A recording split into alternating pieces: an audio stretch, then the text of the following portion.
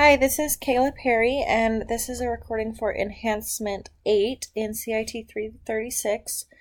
This is where we created the product. Oh, let me show you. This is where we created the product detail page, such as this. So when we click on a category in our navigation link, we are brought to all of the different products that are in that category, and then we can click on it and it shows the details and pricing. We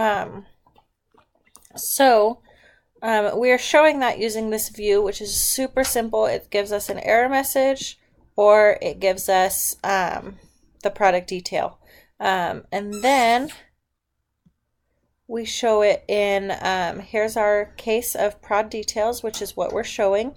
And that is showing our function build products detail. And that is here in our functions, and that we have created here just to hold all of our product detail information. But you can resize this to like a half screen and it still works. Still looks great. And I think that's basically, we added some CSS for the columns and the product detail within those columns as well.